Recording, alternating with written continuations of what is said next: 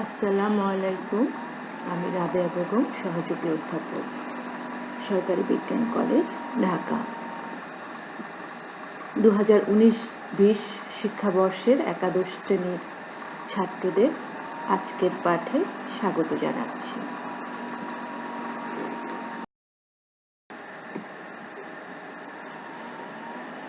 আমাদের আজকের আলোচ্য সূচি পদার্থবিজ্ঞান দ্বিতীয় পত্রের 10ম অধ্যায় সেমিকন্ডাক্টর ও ইলেকট্রনিক্স। এটি আমাদের এই অধ্যায়ের 4র্থ পর্বের ক্লাস। আজকের আলোচ্য সূচি থাকবে অ্যাম্প্লিফায়ার হিসাবে ট্রানজিস্টর, সুইচ হিসাবে ট্রানজিস্টর ও কিছু গাণিতিক সমস্যা।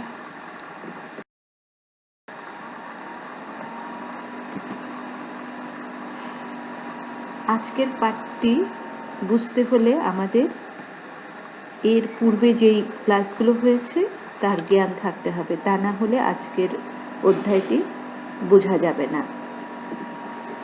আমরা এর আগে দেখেছি ট্রানজিস্টর 3টি অংশ নিয়ে গঠিত। Emitter, base, collector. সেটি পিএনপি বা এনপিএন 2 ধরনের হতে পারে। ট্রানজিস্টর বাস্তবে দেখতে এই ধরনের। আমরা ব্লক ডায়াগ্রাম আঁকি বা সার্কিটে চিত্র যেভাবে আঁকি, কিন্তু বাস্তবিক পক্ষেই দেখতে ট্রানজিস্টরগুলো এই ধরনের।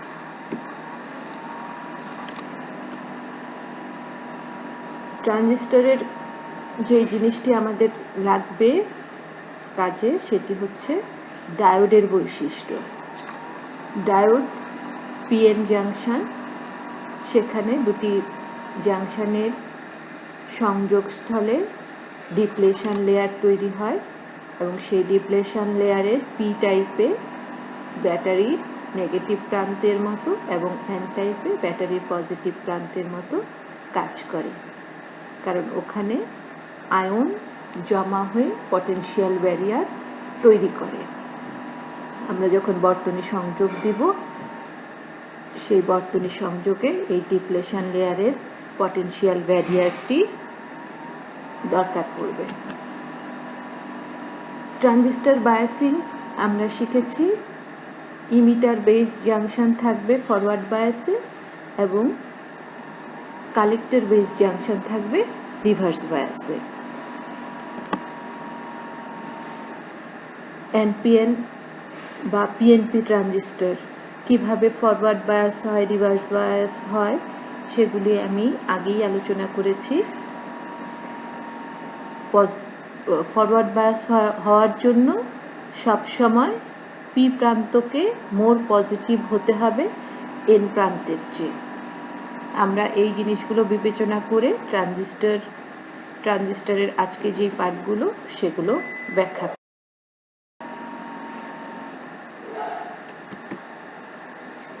ট্রানজিস্টর 3টি অঞ্চলে কাজ করে। প্রথমটি কাট অফ রিজিয়ন, দ্বিতীয়টি অ্যাক্টিভ বা লিনিয়ার রিজিয়ন এবং তৃতীয়টি স্যাচুরেশন রিজিয়ন। ট্রানজিস্টরের যে বৈশিষ্ট্য আমরা আলোচনা করব আজকে অ্যাম্প্লিফায়ার হিসাবে বা সুইচ হিসাবে, এই 3টি অঞ্চলে তার কার্যক্রম থাকবে। আমরা একটি লেখচিত্র দেখি আইবি এবং আইসির। লেখচিত্রে লক্ষ্য করো, যখন বেস ইমিটার জাংশন ভোল্টেজ 0.7 ভোল্টের কম, তখন কোনো বেস কারেন্ট নেই, আইবি 0, 0.7 ভোল্ট পর্যন্ত। এটি সিলিকনের জন্য। যদি আমাদের ট্রানজিস্টরটি জার্মেনিয়ামের হয় তাহলে সেটি হবে 0.3 ভোল্ট। তারপর আইবি এবং আইসির সম্পর্ক গ্র্যাজুয়ালি বৃদ্ধি পেয়েছে। এইটি ট্রানজিস্টরের অ্যাক্টিভ অঞ্চল, অর্থাৎ আইবি বৃদ্ধি পেলে আইসি বৃদ্ধি পাচ্ছে। সমানুপাতিক হারে। তারপর আইবি এর মান বৃদ্ধি পেলেও আইসি এর মান বৃদ্ধি পাচ্ছে না। এখানে এসে আইসি স্যাচুরেশন হয়ে যাচ্ছে। আমরা এখানে গত ক্লাসেই দেখেছি ইমিটার কারেন্ট সমান হচ্ছে বেস কারেন্ট এবং কালেক্টর কারেন্ট। এখানে একটি এনপিএন ট্রানজিস্টরের সিম্বল দেখানো হয়েছে। এইটি হচ্ছে বেস ইমিটার ভোল্টেজ, এটি হচ্ছে কালেক্টর বেস ভোল্টেজ এবং এটি হচ্ছে কালেক্টর ইমিটার ভোল্টেজ। আমরা পিএনপি এবং এনপিএন ট্রানজিস্টরে দেখেছি বায়াসিংটা কিভাবে করতে হবে এবং এই অ্যারোর সিগনিফিক্যান্স, অ্যারো মানে তড়িৎ প্রবাহ সেই দিকে হচ্ছে, তার মানে এনপিএনে বেস থেকে ইমিটারে আসে, তাহলে বেস পজিটিভ, ইমিটার নেগেটিভ এবং কালেক্টর মোর পজিটিভ। এগুলো আমরা পূর্বে আলোচনা করেছি। আমরা এবার আমাদের এই তিনটি অঞ্চল কিভাবে কাজ করে সেটি দেখব।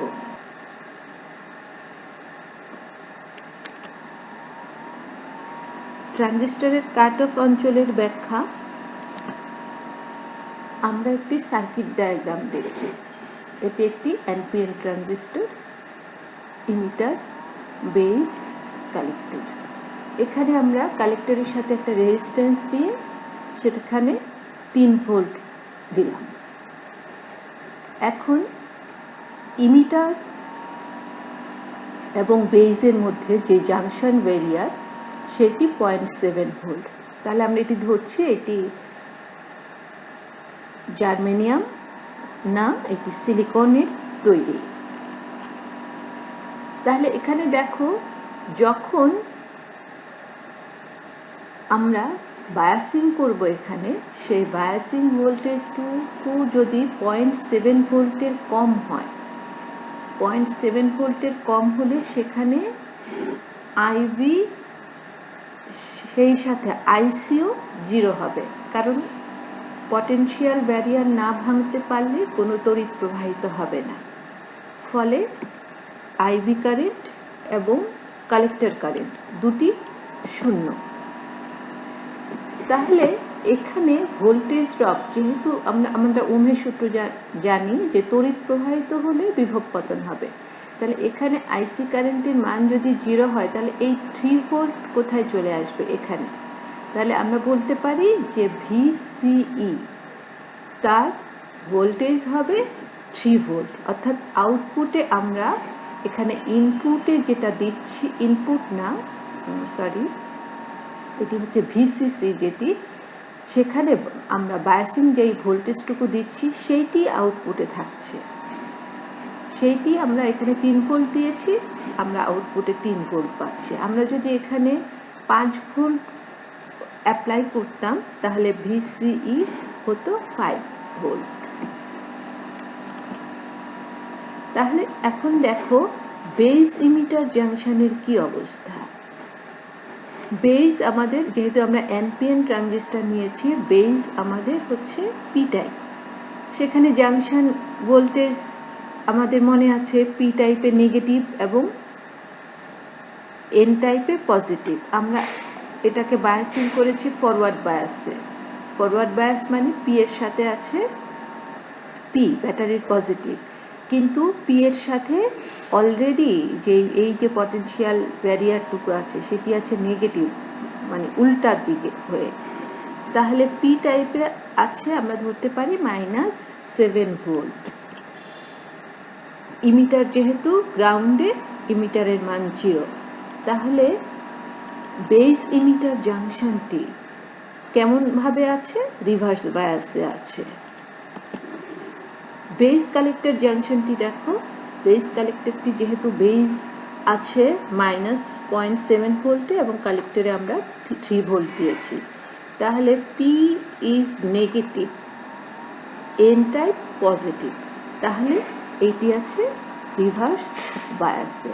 তাহলে বেস কালেক্টর জাংশনটিও রিভার্স বায়াসে আছে।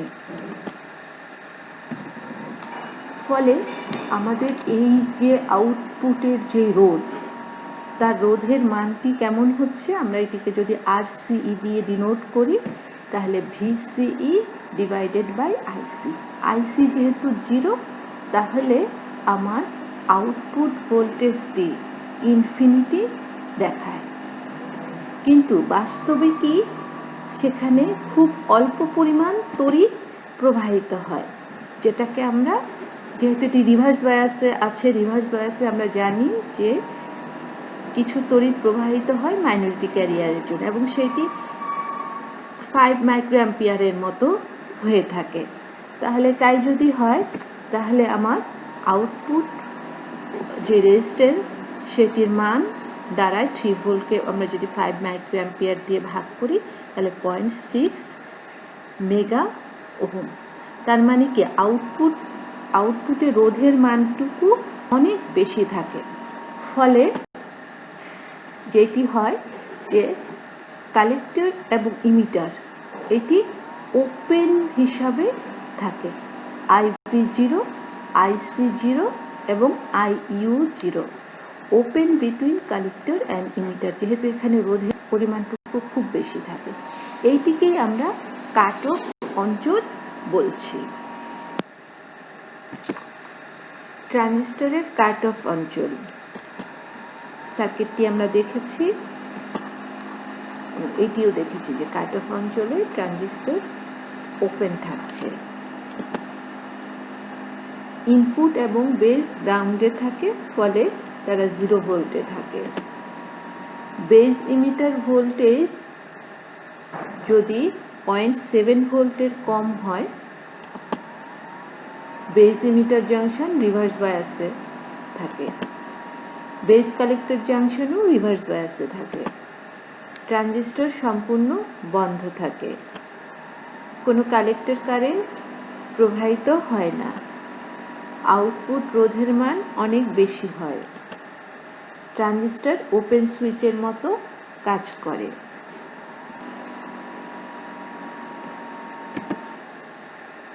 ট্রানজিস্টরের অ্যাক্টিভ অঞ্চল, পূর্বের বর্তনীটি লক্ষ্য করো, সেখানে আমরা রোধের মান দিলাম 1 কিলো এবং এই ট্রানজিস্টরের বিটা সেটিকে আমরা 100 ধরলাম এবং আইবি কারেন্ট যদি 10 মাইক্রো অ্যাম্পিয়ার হয় তাহলে এখানে কেমন ঘটনা ঘটে আমরা সেটি একটু দেখি। যদি আমরা বেস ইমিটার ভোল্টেজকে 0.7 ভোল্টের সমান বা তার চেয়ে একটু বেশি করি এবং ধরে নেই যে আইভি কারেন্টের মান হচ্ছে 10 মাইক্রোঅ্যাম্পিয়ার, তাহলে আইসি সমান আমরা জানি বিটা আইভি, আমরা 100 ধরেছি, তাহলে আইসি এর মান আসে 1 মিলি অ্যাম্পিয়ার। 1 কিলো রোধের দুই প্রান্তে তাহলে বিভব পতন হবে 1 ভোল্ট। আমরা এখানে 3 ভোল্ট দিয়েছি, 1 ভোল্ট যদি এখানে ড্রপ হয় তাহলে VCE থাকবে 2 ভোল্ট, অর্থাৎ আউটপুটে আমরা পাবো 2 ভোল্ট। এখানে বেসের মান আমাদের আসছে 0.7 ভোল্ট বা তার চেয়ে একটু বেশি যদি আমরা ধরি, ইমিটার 0 ভোল্টে, তাহলে বেস ইমিটার জাংশনটি থাকবে ফরওয়ার্ড বায়াসে। বেস কালেক্টর জাংশনটি দেখো, বেস কালেক্টর জাংশনটি বেসের মান 0.7 ভোল্ট এবং কালেক্টরে আমরা 2 ভোল্ট পাচ্ছি আউটপুটে। তাহলে 2 ভোল্ট হলে এখানে দেখো P, base P type, collector N type, N type more positive, তাহলে বেস কালেক্টর জাংশনটি আছে রিভার্স বায়াসে।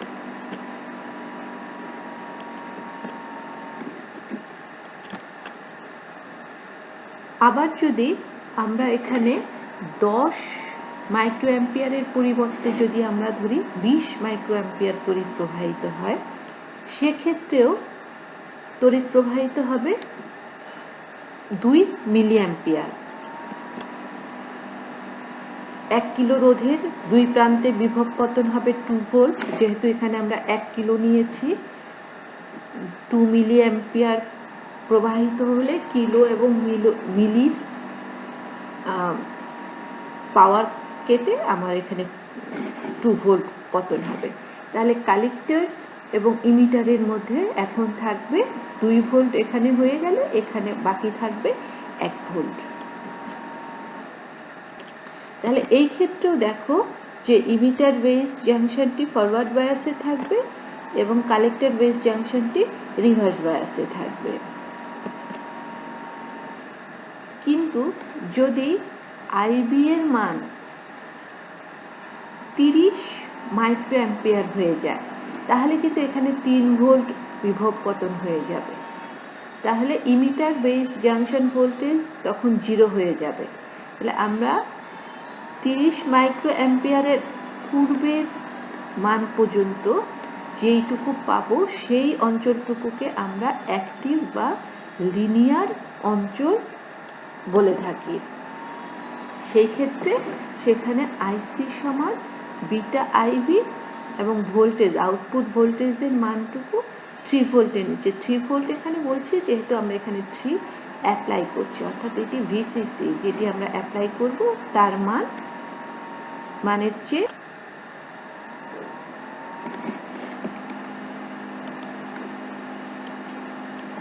তাহলে অ্যাক্টিভ অঞ্চলে আমরা কি দেখলাম? অ্যাক্টিভ অঞ্চলে বেস ইমিটার জাংশনটি ফরওয়ার্ড বায়াসে থাকবে, বেস কালেক্টর জাংশনটি থাকবে রিভার্স বায়াসে। খুব অল্প আইভি কারেন্টের জন্য, বেস কারেন্টের জন্য কালেক্টর কারেন্টের মান অনেক বেশি হয়, যেহেতু কালেক্টর কারেন্ট সমান বিটা আইভি। ট্রানজিস্টর এই অঞ্চলে বিবর্ধকের মতো কাজ করে। অ্যাক্টিভ অঞ্চলে ট্রানজিস্টরের স্যাচুরেশন অঞ্চল। আমরা আগের উদাহরণটি টেনে আনছি। যখন আইবি কারেন্টের মান 30 মাইক্রো অ্যাম্পিয়ার হবে, তখন আইসি কারেন্টের মান হয়ে যাবে 3 মিলি অ্যাম্পিয়ার। ফলে এখানে 1 কিলো রোধের বিপরীতে বিভব পতন হবে 3 ভোল্ট। আমরা কিন্তু এখানে সাপ্লাই ভোল্টেজ দিয়েছি 3 ভোল্ট। এখন 30 মাইক্রো অ্যাম্পিয়ারের চেয়ে যদি বেশি তড়িৎ প্রবাহিত হয়, 40 মাইক্রো অ্যাম্পিয়ার প্রবাহিত হয়, তাহলে কিন্তু এখানে 4 ভোল্ট ড্রপ হওয়া সম্ভব নয়, কারণ আমরা এখানে সাপ্লাই ভোল্টেজ যেটি বায়াসিংয়ের জন্য দিয়েছি সেটি 3 ভোল্ট। তার মানে হলো 30 মাইক্রো অ্যাম্পিয়ারের চেয়ে বেশি তড়িৎ প্রবাহিত হলেও আইসি কারেন্টের মান 3 মিলি অ্যাম্পিয়ারের চেয়ে বেশি হবে না। অর্থাৎ আইবি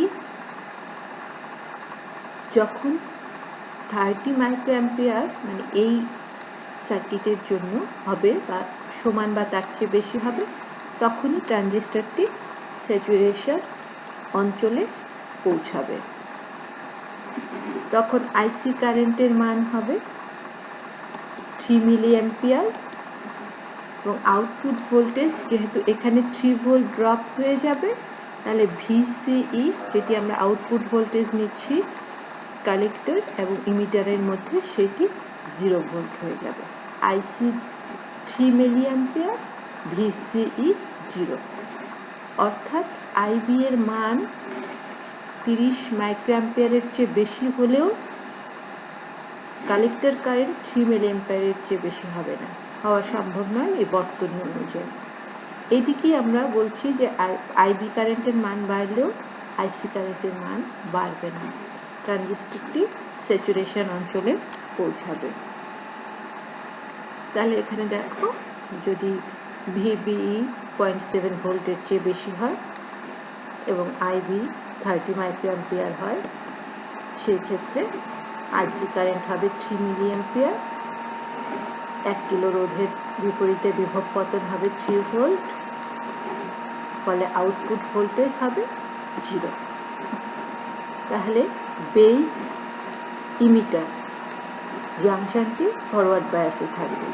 বেসের মান 0.7 ভোল্টের চেয়ে বেশি, base P type, emitter N type, ফলে এটি ফরওয়ার্ড বায়াসে আছে।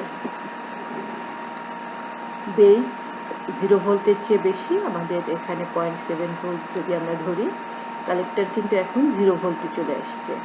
তাহলে কালেক্টর হচ্ছে এন, বেস হচ্ছে পি, পি পজিটিভ হচ্ছে কালেক্টরের চেয়ে, ফলে বেস কালেক্টর জাংশনটি আছে রিভার্স বায়াসে, ফরওয়ার্ড বায়াসে। Base 0.7 volt, collector 0 volt. Collector N type, N এর মান কম, পি এর মান বেশি, ফলে বেস কালেক্টর জাংশনটিও আছে ফরওয়ার্ড বায়াসে।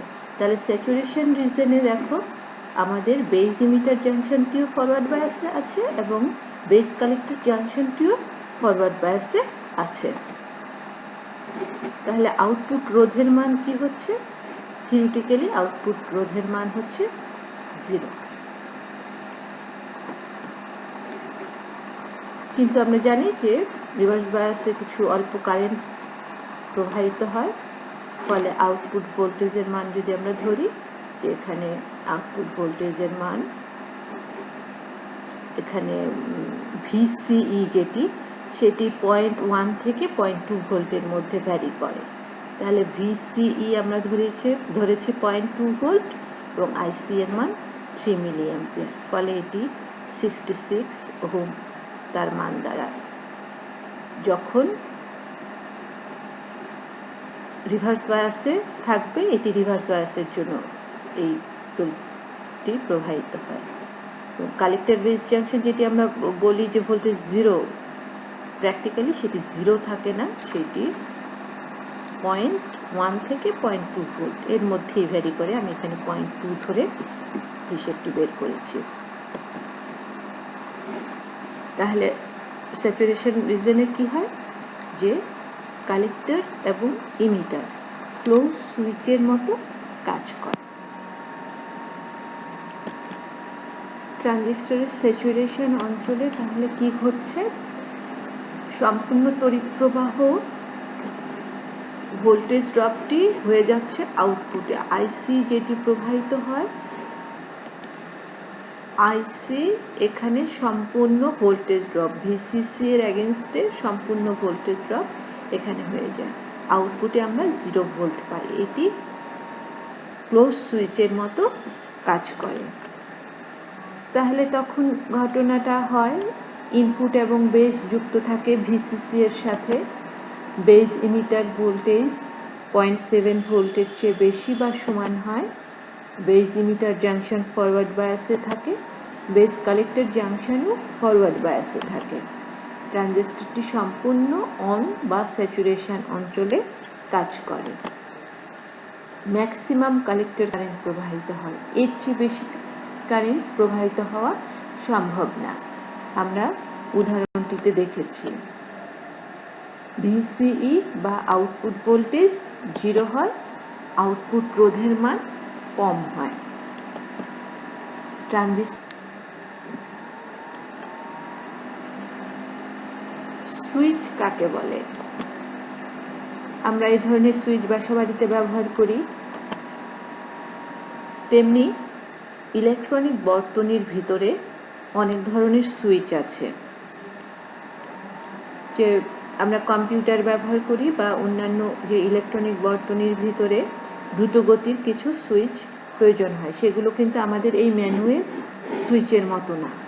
ম্যানুয়াল সুইচটি আমরা হাত দিয়ে টিপে অন অফ করে বন্ধ করি, কিন্তু এই ধরনের সার্কিটে সেটি সম্ভব না। তাহলে সুইচ হচ্ছে বর্তনীতে প্রবাহ চালু ও বন্ধ করার একটি যান্ত্রিক ব্যবস্থা। লজিক গেট কম্পিউটারের মূল কাজ সম্পাদন করে। এই লজিক গেট দ্রুতগতির ইলেকট্রনিক ডায়োড বা ট্রানজিস্টর সুইচের সমন্বয়ে গঠিত।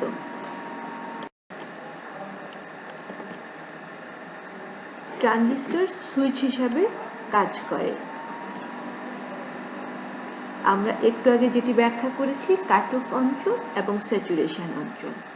কাট অফ অঞ্চলে এটি ওপেন সুইচের মতো কাজ করে এবং স্যাচুরেশন অঞ্চলে কালেক্টর বেস শর্ট সার্কিটের মতো কাজ করে। এই বৈশিষ্ট্যকেই ব্যবহার করা হয় সুইচ হিসাবে কাজ করার জন্য। যখন ট্রানজিস্টর এখানে দেখো যখন কাট অফ অঞ্চলে থাকবে তখন এই বাতিটি জ্বলবে না, এটি খোলা থাকবে। যখন এটি ক্লোজ থাকবে তখন এটি বাতিটি জ্বলছে, অর্থাৎ স্যাচুরেশন রিজনে এই বাতিটি জ্বলবে, কাট অফ অঞ্চলে বাতিটি জ্বলবে না। এই বৈশিষ্ট্য ট্রানজিস্টরকে সুইচ হিসাবে উপযোগী করে তুলেছে।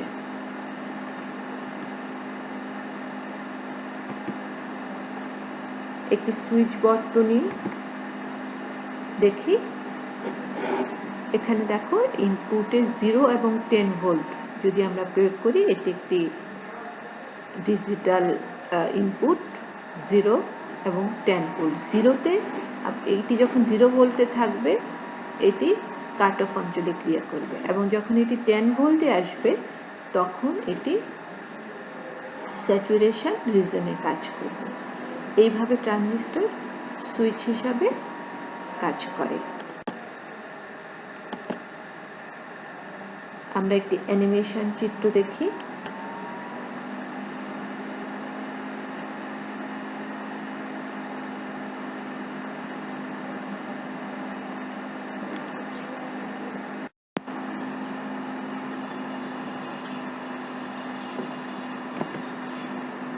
অ্যাম্প্লিফায়ার বা বিবর্ধক হিসাবে ট্রানজিস্টর। অ্যাম্প্লিফায়ার বা বিবর্ধক কাকে বলে? দুর্বল তড়িৎ সংকেতকে সবল সংকেতে পরিণত করাকে বলা হয় বিবর্ধন। আমরা যেমনটি দেখেছিলাম অপটিক্সে, তোমার যেটি ছিল সেখানে বিবর্ধন আমরা বের করেছিলাম বিম্ব এবং লক্ষ্যবস্তুর অনুপাত দিয়ে। এখানেও ঠিক তেমন, যে তড়িৎ যন্ত্র বিবর্ধন করে তাকে বলে বিবর্ধক। মাইক্রোফোনের সামনে আমরা যখন কথা বলি সেই কথাটি অনেক জোরে শোনায়, অর্থাৎ কথাটিকে অ্যাম্প্লিফাইং করে। ট্রানজিস্টর এই অ্যাম্প্লিফায়ার হিসাবে কাজ করে। আমরা একটি ট্রানজিস্টরের ইনপুটে যে সিগন্যালটি দিব সেই সিগন্যালটি আউটপুটে অনেক বড় হয়ে পাওয়া যায়, এটাকেই বলা হয় অ্যাম্প্লিফিকেশন। একটি বিবর্ধক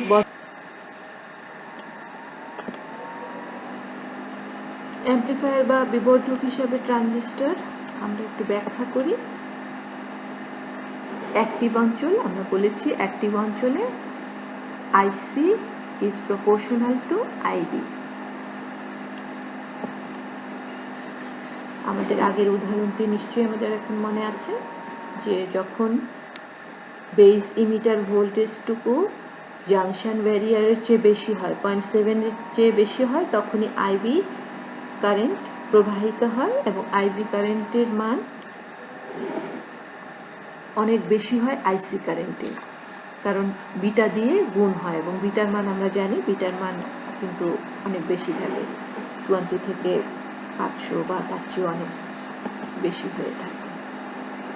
তাহলে ওখানে কি হয়, অ্যাক্টিভ রিজনে কি হয়, অ্যাক্টিভ রিজনে বেস ইমিটার জাংশনটি ফরওয়ার্ড বায়াসে থাকে এবং বেস কালেক্টর জাংশনটি রিভার্স বায়াসে থাকে। ফলে আমরা যে ইনপুটটুকু দেই সেই ইনপুটটুকু আমরা আউটপুটে বেশি পাই, কারণ ইনপুট রোধের চেয়ে আউটপুট রোধের মানটুকু বেশি থাকে, ফলে ওখানে আমরা বিভব পতনটুকু অনেক বেশি পাই।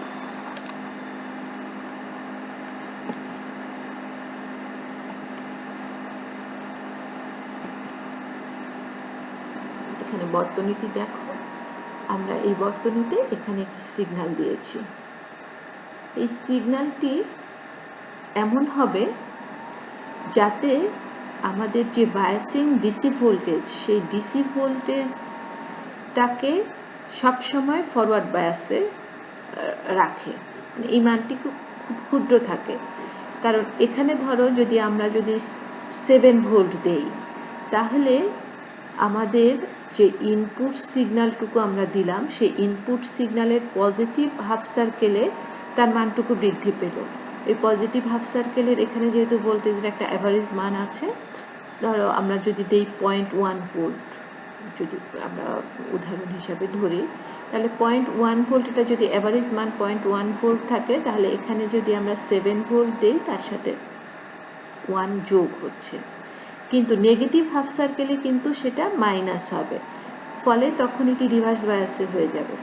সেই জন্য ইনপুট ভোল্টেজ আমরা যেটি দিব, আমরা ইনপুট সিগন্যাল যেটি দিব, সেই ইনপুট সিগন্যালের মান এবং ইনপুট ভোল্টেজ আমরা বেস ইমিটার জাংশনে যেটা দিব সেটা লক্ষ্য রাখতে হবে, যাতে এটি নেগেটিভ হাফ সার্কেলের সময়ও ট্রানজিস্টরটাকে ফরওয়ার্ড বায়াসে রাখে। আরেকটি জিনিস আমাদের এখানে মনে রাখতে হবে, আমাদের যখন ইমিটার, কমন ইমিটার বর্তনীতে, এখানে দেখো ইনপুট আছে পজিটিভ হাফ সার্কেল এখানে, কিন্তু আউটপুটে যে এটি উল্টো হয়ে যাচ্ছে, এটি 180 ডিগ্রি দশা পার্থক্য হয়ে যায়। এটি কমন ইমিটারের ক্ষেত্রে, কিন্তু কমন বেস বা কমন কালেক্টরের ক্ষেত্রে দশা পার্থক্য হয় না। তাহলে আমাদের ট্রানজিস্টর যখন অ্যাম্প্লিফায়ার হিসাবে কাজ করবে, তখন আমাদেরকে বেস ইমিটার জাংশনকে ফরওয়ার্ড বায়াসে রাখতে হবে, বেস কালেক্টর জাংশনকে রাখতে হবে রিভার্স বায়াসে। অল্প পিট কারেন্টের জন্য কালেক্টর কারেন্ট আইসি আই এর প্রায় সমান হয়, কারণ আমরা জানি আইসি সমান বিটা আইবি, আবার আইই সমান হচ্ছে আইবি প্লাস আইসি।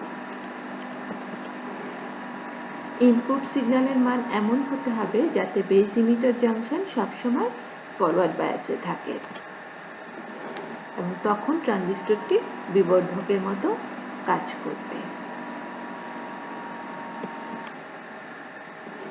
কমন ইমিটার বিন্যাসে ইনপুট এবং আউটপুটের মধ্যে 180 ডিগ্রি দশা পার্থক্য থাকে, যেটি আমি তোমাদের চিত্র দিয়ে দেখিয়েছি। কেন এই দশা পার্থক্যটুকু হয় সেটি আমরা ব্যাখ্যা করব না, আমাদের এটি শুধু মনে রাখলেই চলবে।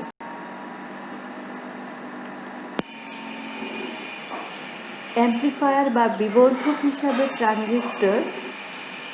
ট্রানজিস্টর শব্দটি এসেছে ট্রান্সফার রেজিস্টর এই দুটি শব্দ থেকে। আমরা এতক্ষণ দেখেছি যে অ্যাক্টিভ অঞ্চলে ট্রানজিস্টর বিবর্ধক হিসেবে কাজ করে, সেখানে বেস ইমিটার জাংশনটি ফরওয়ার্ড বায়াসে থাকে এবং এর রোধের মান খুব কম থাকে। আমরা জানি ফরওয়ার্ড বায়াসে রোধের মান কম হয়। বেস কালেক্টর জাংশন রিভার্স বায়াসে থাকে, ফলে এর রোধের মান খুব বেশি হয়ে থাকে। তাহলে ইনপুটে রোধের মান আর, সেটি আউটপুটে রোধের মান বড় আর, এবং আউটপুট ভোল্টেজকে যদি আমরা ভি ও দিয়ে ডিনোট করি, তাহলে কিন্তু আমরা দেখি যে একই মানের কারেন্ট প্রবাহিত হয়। আমরা দেখেছি অল্প পিট প্রবাহের জন্য ইমিটার কারেন্ট এবং কালেক্টর কারেন্টের মান প্রায় সমান হয়। তাহলে এখানে ভি নট সমান আই আর, আবার ভি আই সমান I R.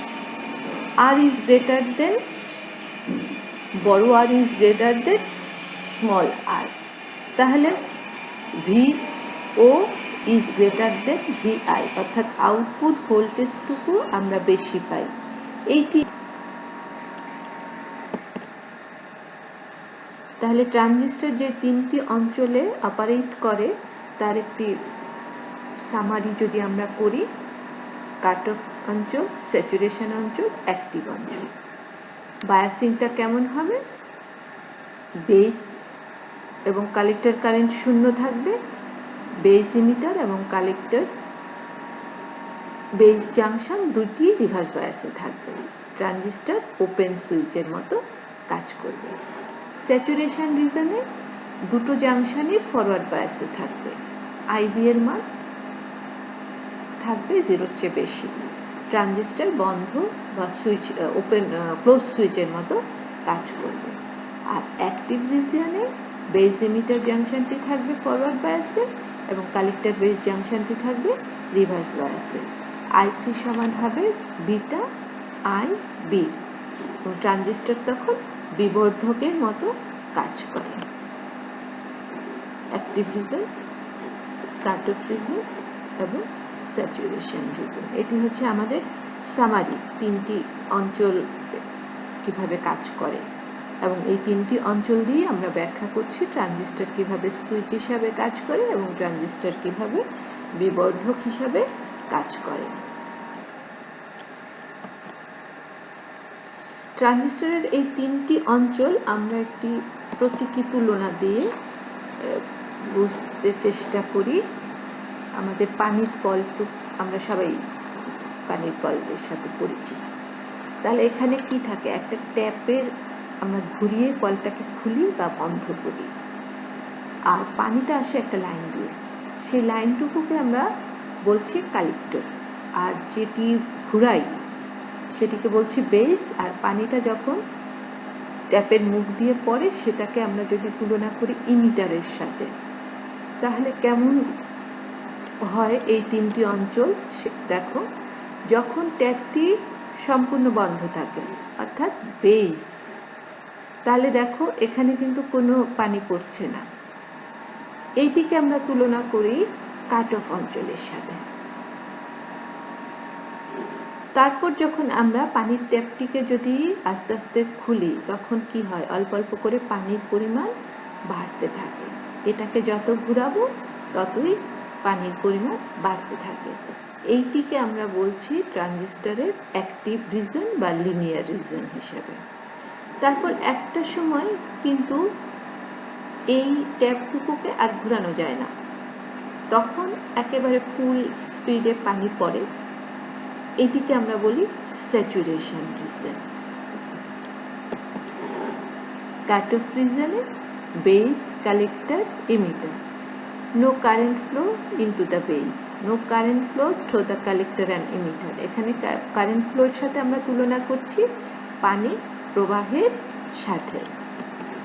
R linear reason বা অ্যাক্টিভ রিজনে কি হচ্ছে, কিছু কারেন্ট প্রবাহিত হয় এবং এটি প্রপোর্শনাল হিসাবে আমরা যেটি বলেছি যে আইসি সমান বিটা আইবি, এবং এই অঞ্চলটুকু অ্যাম্প্লিফায়ার হিসাবে কাজ করে। প্রবাহের বেস কারেন্ট বাড়ে, ইমিটার কারেন্ট বাড়তে থাকে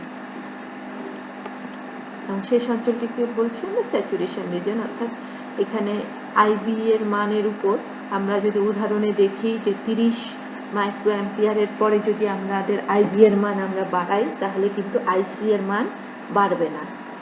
এখানেও তাই, যে আইবি এর মানটুকু এই ট্যাপটুকু আমার ইমিটার পানির প্রবাহ যেটি সেটির উপর প্রভাব বিস্তার করবে না, সেটি স্যাচুরেশনে পৌঁছে যায়। এভাবে আমরা ট্রানজিস্টরের তিনটি অঞ্চল মনে রাখতে পারি।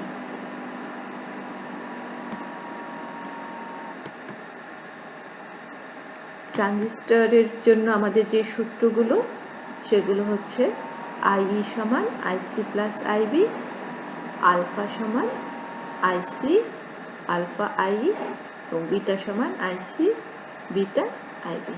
বিটার মান 20 থেকে 200 বা তার চেয়েও বেশি, কোনো কোনো ক্ষেত্রে 500 হয়ে থাকে। আমাদের গাণিতিক সমস্যায় যেরকম মান দেবে আমরা সেভাবে সমস্যার সমাধান করি। এখানে দেখো কমন বেস এনপিএন ট্রানজিস্টরের বিটার মান দেওয়া আছে 50 মাইক্রো অ্যাম্পিয়ার। আইসি 1 মিলি অ্যাম্পিয়ার হলে আইই, আলফা এবং বিটার মান বের করো। তাহলে এখানে দেখো আমাদের এই মানগুলো দেওয়া আছে। আমরা জানি আইই সমান আইবি প্লাস আইসি। তাহলে আমরা এই 50 মাইক্রো অ্যাম্পিয়ারকে মিলি অ্যাম্পিয়ারে নিয়ে গেলাম, আর আইসির মান যেটি দেওয়া আছে সেখান থেকে আমরা আইইর মান পেলাম। তাহলে বিটা সমান আমরা জানি আইসি বাই আইবি, মান বসিয়ে দিয়ে আমরা বিটার মান পেয়ে গেলাম 20। তারপর আলফার মান আলফা সমান IC/IE মান বসিয়ে আলফা পেলাম, কিংবা আলফার যেটি সূত্র beta divided by beta plus 1, এইটি বসিয়েও আমরা আলফার মান বের করতে পারি। এই অধ্যায়ের অঙ্কগুলো সহজ, সূত্র কম, এবং ইলেকট্রিসিটির যে সূত্রগুলো আমরা আগে পড়ে আসছি এগুলোই প্রয়োগ হয়।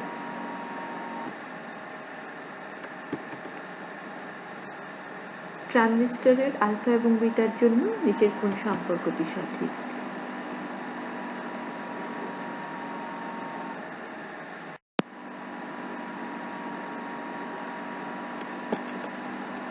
নিচের কোন বর্তনীটি সঠিক বায়াসে আছে? বায়াসিং রুল আমাদের নিশ্চয়ই মনে আছে। বায়াসিং রুল হচ্ছে আমাদের বেস ইমিটার জাংশন থাকবে ফরওয়ার্ড বায়াসে এবং কালেক্টর বেস জাংশন থাকবে রিভার্স বায়াসে। এখানে চিত্রে খেয়াল করো, এটি সবগুলোই দেখো পিএনপি ট্রানজিস্টর, এবং তোমাদের নিশ্চয়ই মনে আছে অ্যারো মানি, অ্যারো ভিতরের দিকে মানি হচ্ছে সেটি PNP transistor, point permanently in. তাহলে এখানে দেখো ডিরেকশনও বোঝায়, ইমিটার থেকে যাবে বেসের দিকে, তাহলে ইমিটার থাকবে পজিটিভ, বেস থাকবে নেগেটিভ, কালেক্টর থাকবে মোর নেগেটিভ। তাহলে এই বায়াসিং খেয়াল করে এখন লক্ষ্য করো যে আমার কোনটি। আমি এই স্লাইডগুলো তৈরি করতে যে ওয়েবসাইটগুলোর সহায়তা নিয়েছি আমি তাদের প্রতি কৃতজ্ঞতা প্রকাশ করছি। তোমরা এই ওয়েবসাইটগুলো দেখতে পারো। তোমাদের কোনো প্রবলেম হলে একটি মেইল অ্যাড্রেস দেওয়া আছে, সেখানে মেইল করতে পারো।